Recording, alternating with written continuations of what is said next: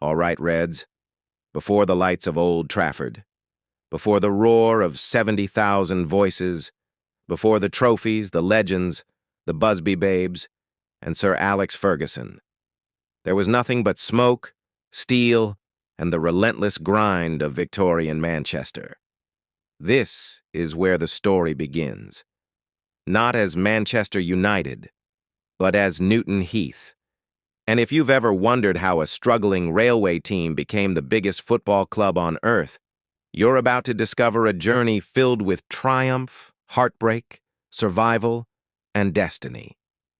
This is part 1. Manchester in the late 1800s was unlike anywhere else in the world. The city was the beating heart of the Industrial Revolution. Day and night, towering factory chimneys filled the sky with thick black smoke. Steam engines thundered through the streets. Cotton mills never slept. Thousands of working men labored long hours, often 6 days a week, building an empire of industry. Life wasn't easy. Families squeezed into cramped terraced houses.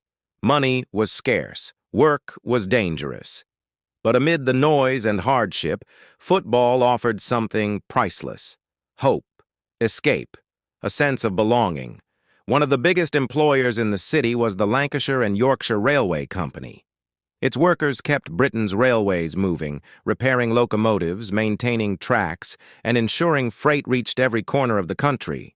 Among these workers at the Newton Heath depot were men who shared another passion: football.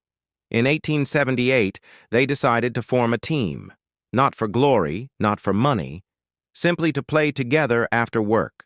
They called themselves Newton Heath LYR, LYR standing for Lancashire and Yorkshire Railway. Their first matches were against other railway depots and local factory teams. The players weren't professionals. They were engineers, mechanics, laborers, and railway workers. Every tackle, every sprint, every muddy challenge came after exhausting shifts. Their pitch was rough. Changing rooms barely existed. Crowds were small, but something special had begun. The club wore green and gold, colors that, more than a century later, would once again become symbols of resistance and identity for Manchester United supporters around the world. Those early Newton Heath players couldn't have imagined what those colors would one day mean. Football itself was changing rapidly. The game was becoming organized. More clubs were forming. Supporters began gathering in larger numbers. Rivalries were born. Newton Heath wanted more than friendly matches. They wanted to compete with the best.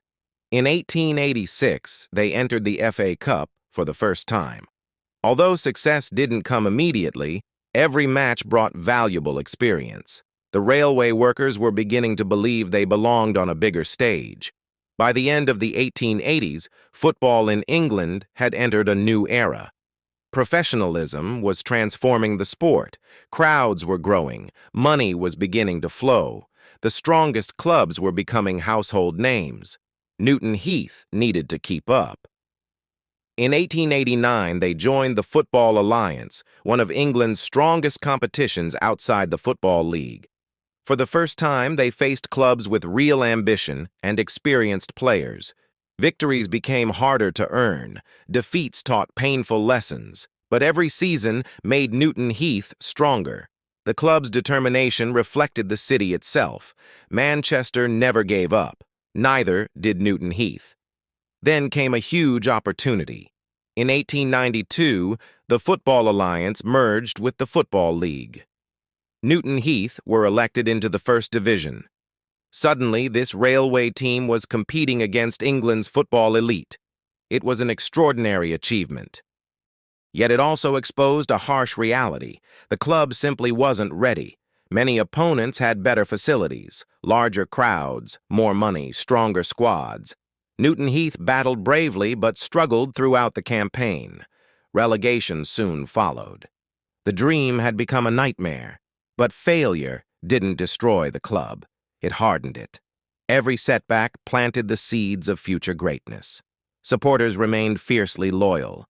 Players continued fighting. The spirit of Newton Heath refused to die. Their home ground, Bank Street, reflected their circumstances perfectly. It wasn't glamorous, far from it. The pitch was infamous. Mud covered huge areas, standing water collected after rain, smoke drifted across the field from nearby factories. Visiting teams hated playing there, supporters loved it. Because it represented Manchester, hard, honest, uncompromising. Yet behind the scenes, serious problems were emerging. Football was becoming expensive. Players needed wages, facilities required improvements, travel costs increased every season. Crowds alone couldn't cover the bills. Debt started piling up. Creditors knocked at the door. Every month became a battle just to survive. Nobody knew whether Newton Heath would even exist another year. It was a club standing on the edge of collapse. But sometimes history changes when hope seems lost. Unknown to everyone connected with Newton Heath, fate was already preparing the next chapter. A chapter that would introduce remarkable characters, change the club's identity forever, and create a name recognized in every corner of the globe, Manchester United. But before that transformation could happen, Newton Heath would have to survive its darkest hour. A crisis unlike anything the club had ever faced, one that threatened to erase the dream forever. Could the railway workers save their beloved club? Or would Newton Heath disappear into football history, remembered only as another forgotten team from industrial Manchester? That story begins in part 2, and trust me, Reds, you won't want to miss what happens next.